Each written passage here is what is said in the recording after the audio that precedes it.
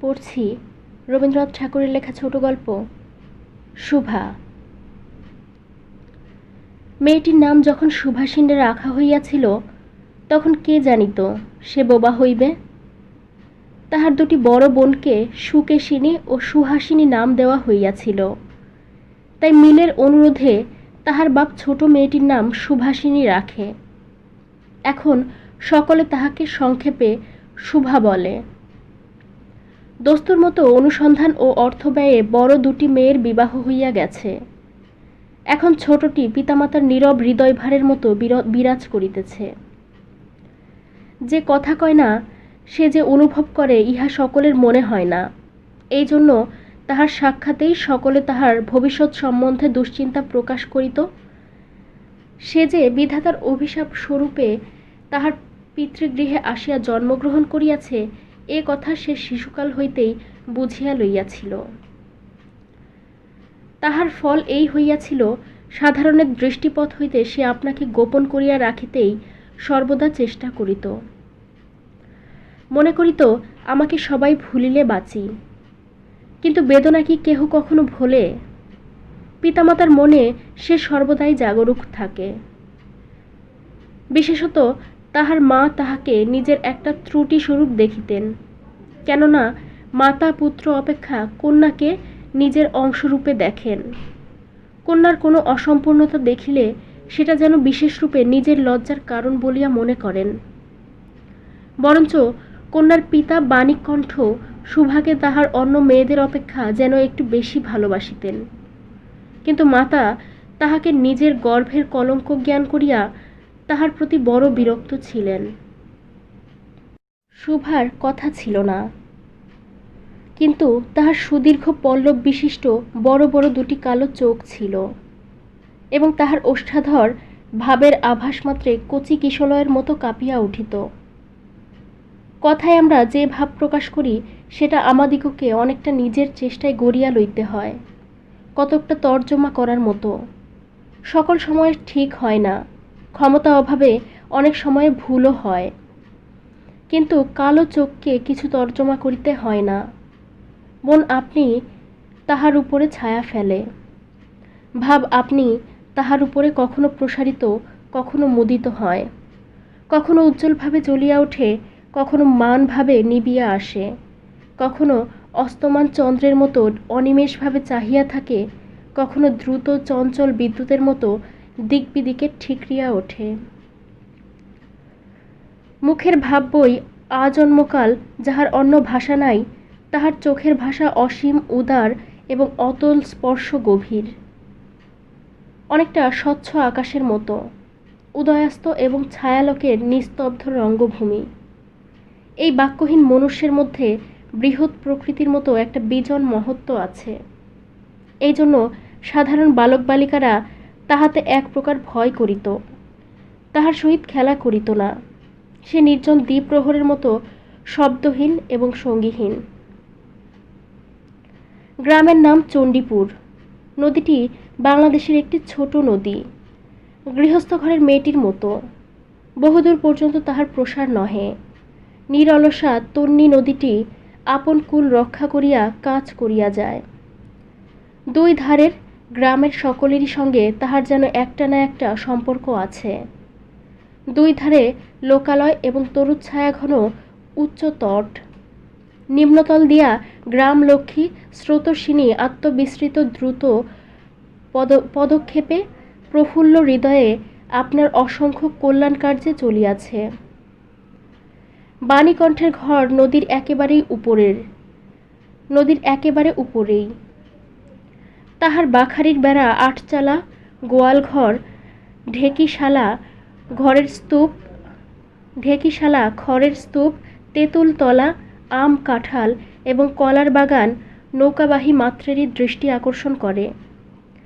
এই গার্হস্থ্য সচ্ছলতার মধ্যে বোবা মেয়েটি কাহারও নজরে পড়ে কিনা জানি না, কিন্তু কাজকর্মে যখনই অবসর পায় তখনই সে এই নদী তীরে আসিয়া বসে। প্রকৃতি যেন তাহার ভাষার অভাব পূরণ করিয়া দেয়, যেন তাহার হইয়া কথা কয়। নদীর কলধ্বনি, লোকের কোলাহল, মাঝির গান, পাখির ডাক, তরুর মর্মর সমস্ত মিশিয়া চারিদিকের চলাফেরা আন্দোলন কম্পনের সহিত এক হইয়া সমুদ্রের তরঙ্গ রাশির ন্যায় বালিকার চির নিস্তব্ধ হৃদয় উপকূলের নিকটে আসিয়া ভাঙিয়া ভাঙিয়া পড়ে। প্রকৃতির এই বিবিধ শব্দ এবং বিচিত্র গতি ইহাও বোবার ভাষা। বড় বড়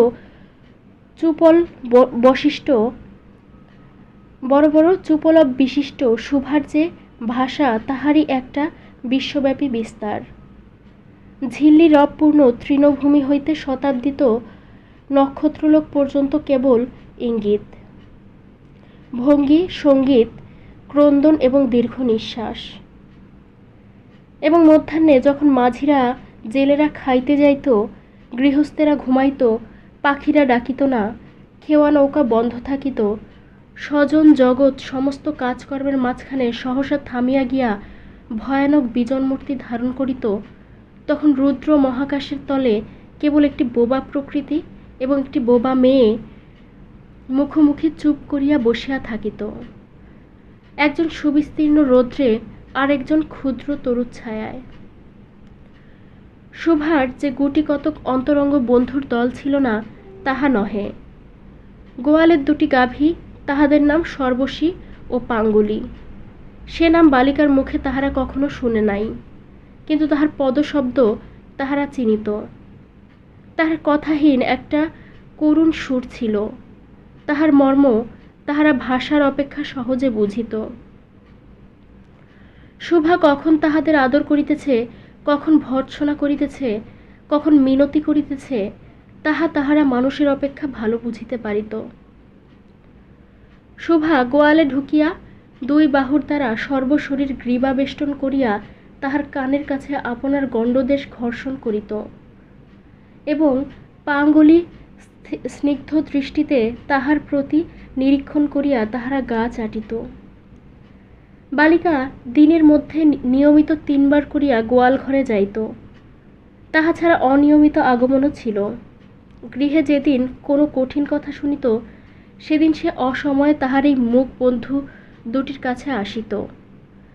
তাহারা সহিষ্ণুতা পরিপূর্ণ বিষাদ শান্ত দৃষ্টিপাত হইতে তাহারা কি একটা অন্ধ অনুমান শক্তির দ্বারা বালিকার মর্মবেদনা যেন বুঝিতে পারিত এবং শুভার গা ঘেঁষিয়া আসিয়া অল্পে অল্পে তাহার বাহুতে শিং ঘষিয়া ঘষিয়া তাহাকে নির্বাক ব্যাকুলতার সহিত সান্ত্বনা দিতে চেষ্টা করিত। ইহারা ছাড়া ছাগল এবং বিড়াল শাবকও ছিল, কিন্তু তাহাদের সহিত শুভার এরূপ সম্যকভাবে মৈত্রী ছিল না। তথাপি তাহারা যথেষ্ট অনুগত্য প্রকাশ করিত। বিড়াল শিশুটি দিনে এবং রাত্রে যখন তখন শুভার গরম কোলটি নিঃসংকোচে অধিকার করিয়া সুখ নিদ্রার আয়োজন করিত এবং শুভা তাহার গ্রীবা ও পৃষ্ঠে কোমল অঙ্গুলি বুলাইয়া দিলে যে তাহার নিদ্রাকর্ষণের বিশেষ সহায়তা হয়, ইঙ্গিতে এরূপ অভিপ্রায়ও প্রকাশ করিত। উন্নত শ্রেণীর জীবের মধ্যে শুভার আরও একটি সঙ্গী জুটিয়াছিল, কিন্তু তাহার সহিত বালিকার ঠিক কিরূপ সম্পর্ক ছিল তাহা নির্ণয় করা কঠিন, কারণ সে ভাষা বিশিষ্ট জীব। সুতরাং উভয়ের মধ্যে সমভাষা ছিল না। গোসাইদের ছোট ছেলেটি, তাহার নাম প্রতাপ। লোকটি নিতান্ত অকর্মণ্য। সে যে কাজকর্ম করিয়া সংসারের উন্নতি করিতে যত্ন করিবে, বহু চেষ্টার পর বাপমা সে আশা ত্যাগ করিয়াছেন। অকর্মণ্য লোকের একটা সুবিধা এই যে আত্মীয় লোকেরা তাহাদের উপরে বিরক্ত হয় বটে, কিন্তু প্রায় তাহারা নিঃসম্পর্ক লোকদের প্রিয়পাত্র হয়, কারণ কোনো কার্যে আবদ্ধ না থাকাতে তাহারা সরকারি সম্পত্তি হইয়া দাঁড়ায়। শহরের যেমন এক আধটা গৃহ সম্পর্কহীন সরকারি বাগান থাকা আবশ্যক, তেমনি গ্রামে 2-4টা অকর্মণ্য সরকারি লোক থাকার বিশেষ প্রয়োজন। কাজে কর্মে আমোদে অবসরে যেখানে একটা লোক কম পড়ে, সেখানেই তাহাদিগকে হাতের কাছে পাওয়া যায়। প্রতাপের প্রধান শখ ছিপ ফেলিয়া মাছ ধরা। ইহাতে অনেকটা সময় সহজে কাটানো যায়। অপরাহ্নে নদী তীরে ইহাকে প্রায় এই কাজে নিযুক্ত দেখা যাইত এবং এই উপলে শুভার সহিত তাহার প্রায় সাক্ষাৎ হইত। যে কোনো কাজেই নিযুক্ত থাক, একটা সঙ্গী পাইলে প্রতাপ থাকে ভালো। মাছ ধরার সময় বাক্যহীন সঙ্গী সর্বাপেক্ষা শ্রেষ্ঠ। এই জন্য প্রতাপ শুভার মর্যাদা বুঝিত। এই জন্য সকলেই শুভাকে শুভা বলিত। প্রতাপ আর একটু অতিরিক্ত আদর সংযোগ করিয়া শুভাকে সু বলিয়া ডাকিত। শুভা তেঁতুলতলায় বসিয়া থাকিত এবং উত্তাপ অনতি দূরে ছিপ ফেলিয়া শুভা তেঁতুলতলায় বসিয়া থাকিত এবং প্রতাপ অনতি দূরে ছিপ ফেলিয়া জলের দিকে চাহিয়া থাকিত। প্রতাপের একটি করিয়া পান বরাদ্দ ছিল। শুভা তাহা নিজে সাজিয়া আনিত এবং বোধ করি অনেকক্ষণ বসিয়া বসিয়া চাহিয়া চাহিয়া ইচ্ছা করিত প্রতাপের কোনো একটা বিশেষ সাহায্য করিতে, একটা কোনো কাজে লাগিতে, কোনো মতে জানাইয়া দিতে যে এই পৃথিবীতে সেও একজন কম প্রয়োজনীয় লোক নহে। কিন্তু কিছুই করিবার ছিল না। তখন সে মনে মনে বিধাতার কাছে অলৌকিক ক্ষমতা প্রার্থনা করিত। মন্ত্র বলে সহসা এমন একটা আশ্চর্য কাণ্ড ঘটাইতে ইচ্ছা করিত যাহা দেখিয়া প্রতাপ আশ্চর্য হইয়া যাইত। বলিত, তাই তো, আমাদের শুভির যে এত ক্ষমতা তাহা তো জানিতাম না। মনে করো শুভা যদি জলকুমারী হইত, আস্তে আস্তে জল হইতে উঠিয়া একটা সাপের মাথার মণি ঘাটে রাখিয়া যাইত। প্রতাপ তাহার তুচ্ছ মাছ ধরা রাখিয়া সেই মানিক লইয়া জলে ডুব মারিত এবং পাতালে গিয়া দেখিত রূপার অট্টালিকায় সোনার পালঙ্কে কে বসিয়া।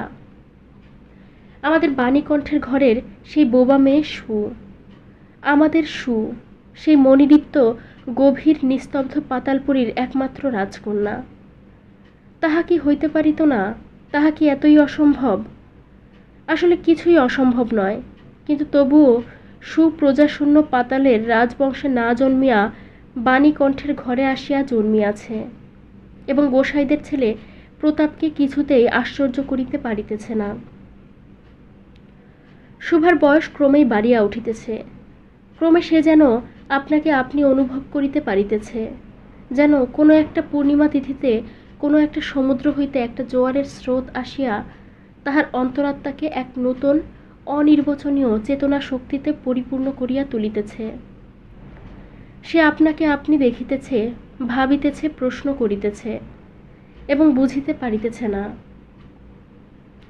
গভীর পূর্ণিমা রাত্রে সে একদিন ধীরে শয়ন গৃহের দ্বার খুলিয়া ভয়ে ভয়ে মুখ বাড়াইয়া বাহিরের দিকে চাহিয়া দেখে পূর্ণিমা প্রকৃতিও শুভার মতো একাকিনী সুপ্ত জগতের উপর জাগিয়া বসিয়া যৌবনের রহস্যে পুলক বিষাদে অসীম নির্জনতার একেবারে শেষ সীমা পর্যন্ত, এমনকি তাহা অতিক্রম করিয়াও থমথম করিতেছে। একটি কথা কহিতে পারিতেছে না। এই নিস্তব্ধ ব্যাকুল প্রকৃতির প্রান্তে একটি নিস্তব্ধ ব্যাকুল বালিকা দাঁড়াইয়া। এদিকে কন্যাদায়গ্রস্ত পিতামাতা চিন্তিত হইয়া উঠিয়াছেন। লোকেও নিন্দা আরম্ভ করিয়াছে। এমনকি এক ঘরে করিবে এমন জনরব শোনা যায়। বাণীকণ্ঠের সচ্ছল অবস্থা, 2 বেলায় মাছ ভাত খায়, এজন্য তার শত্রু ছিল। স্ত্রী পুরুষে বিস্তর পরামর্শ হইল। কিছুদিনের মতো বাণী বিদেশে গেল। অবশেষে ফিরিয়া আসিয়া কহিল, চলো কলিকাতায় চলো। বিদেশ যাত্রার উদ্যোগ হইতে লাগিল। কুয়াশা ঢাকা প্রভাতের মতো শুভার সমস্ত হৃদয় অশ্রু বাষ্পে একেবারে ভরিয়া গেল। একটা অনির্দিষ্ট আশঙ্কা সে কিছুদিন হইতে ক্রমাগত নির্বাক জন্তুর মতো তাহার বাপ মায়ের সঙ্গে সঙ্গে ফিরিত। ডাগর চক্ষু মেলিয়া তাহাদের মুখের দিকে চাহিয়া কি একটা বুঝিতে চেষ্টা করিত, কিন্তু তাহারা কিছু বুঝাইয়া বলিতেন না। ইতিমধ্যে একদিন অপরাহ্নের জলে ছিপ ফেলিয়া প্রতাপ হাসিয়া কহিল, কিরে সু, তোর নাকি বর পাওয়া গেছে, তুই বিয়ে করতে যাচ্ছিস, দেখিস আমাদের ভুলে যাস নে। বলিয়া আবার মাছের দিকে মনোযোগ করিল। মর্মবিদ্ধ হরিণী ব্যাধের দিকে যেমন করিয়া তাকায়, নীরবে বলিতে থাকে, আমি তোমার কাছে কি দোষ করিয়াছিলাম। শুভা তেমনি করিয়া প্রতাপের দিকে চাহিল। সেদিন গাছের তলায় আর বসিল না। বাণীকণ্ঠ নিদ্রা হইতে উঠিয়া শয়নগৃহে তামাক খাইতেছিলেন।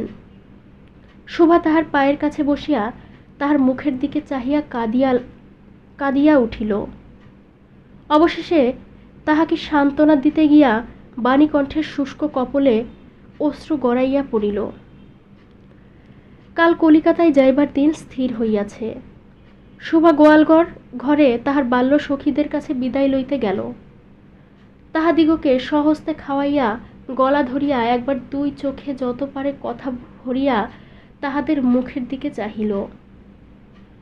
দুই নেত্রপল্লব হইতে টপ টপ করিয়া অশ্রুজল পড়িতে লাগিল। সেদিন শুক দ্বাদশীর রাত্রি। শোভা শয়নগৃহ হইতে বাহির হইয়া তাহার সেই চিরপরিচিত নদীতটে শস্প শয্যায় লুটাইয়া পড়িল। যেন ধরণীকে এই প্রকাণ্ড মুখ মানবতাকে দুই বাহুতে ধরিয়া বলিতে চাহে, তুমি আমাকে যাইতে দিও না মা, আমার মতো দুটি বাহু বাড়াইয়া তুমিও আমাকে ধরিয়া রাখো। কলিকাতার এক বাসায় শোভার মা একদিন শোভাকে খুব করিয়া সাজাইয়া দিলেন। আটিয়া চুল বাঁধিয়া খোপায় জরির ফিতা দিয়া অলঙ্কারে আচ্ছন্ন করিয়া তাহার স্বাভাবিক শ্রী যথাসাধ্য বিলুপ্ত করিয়া দিলেন। শোভার দুই চক্ষু দিয়া অশ্রু পড়িতেছে। পাছে চোখ ফুলিয়া খারাপ দেখিতে হয় এজন্য তাহার মাতা তাহাকে বিস্তর ভর্ৎসনা করিলেন, কিন্তু অশ্রুজল ভর্ৎসনা মানিল না। বন্ধু সঙ্গে বর স্বয়ং কোণে দেখিতে আসিলেন। কন্যার মা বাপ চিন্তিত, শঙ্কিত, শশব্যস্ত হইয়া উঠিলেন, যেন দেবতা স্বয়ং নিজের বলির পশু বাছিয়া লইতে আসিয়াছেন। মা নেপথ্য হইতে বিস্তর তর্জন গর্জন শাসন করিয়া বালিকার অশ্রুস্রোত দ্বিগুণ বাড়াইয়া পরীক্ষকের সম্মুখে পাঠাইলেন। পরীক্ষক অনেকক্ষণ নিরীক্ষণ করিয়া বলিলেন, মন্দ নহে। বিশেষত বালিকার ক্রন্দন দেখিয়া বুঝিলেন ইহার হৃদয় আছে, এবং হিসাব করিয়া দেখিলেন যে হৃদয় আজ বাপ মায়ের বিচ্ছেদ সম্ভাবনায় ব্যথিত হইয়া উঠিয়াছে, সেই হৃদয় আজ বাদে কাল আমারই ব্যবহারে লাগিতে পারিবে। শক্তির মুক্তার ন্যায় বালিকার অশ্রুজল কেবল বালিকার মূল্য বাড়াইয়া দিল। তাহার হইয়া আর কোনো কথা বলিল না। পঞ্জিকা মিলাইয়া খুব একটা শুভ লগ্নে বিবাহ হইয়া গেল। বোবা মেয়েকে পরের হস্তে সমর্পণ করিয়া বাপ মা দেশে চলিয়া গেল। তাহাদের জাতীয় পরকাল রা হইল। বর পশ্চিমে কাজ করে। বিবাহের অনতিবিলম্বে স্ত্রীকে পশ্চিমে লইয়া গেল। সপ্তাহখানেকের মধ্যে সকলে বুঝিল নববধূ বোবা। তা কেহ বুঝিল না, সেটা তাহার দোষ নহে। সে কাহাকেও প্রতারণা করে নাই। তাহার দুটি চক্ষু সকল কথাই বলিয়াছিল, কিন্তু কেহ তাহা বুঝিতে পারে নাই। সে চারিদিকে চায়, ভাষা পায় না। যাহারা বোবার ভাষা বুঝিত সেই আজন্ম পরিচিত মুখগুলি দেখিতে পায় না। বালিকার চিরনীরব হৃদয়ের মধ্যে একটা অসীম অব্যক্ত ক্রন্দন বাজিতে লাগিল। অন্তর্যামী ছাড়া আর কেহ তাহা শুনিতে পাইল না। এবার তাহার স্বামী চক্ষু এবং কর্ণ ইন্দ্রিয়ের দ্বারা পরীক্ষা করিয়া এক ভাষা বিশিষ্ট কন্যা বিবাহ করিয়া আনিল। সমাপ্ত।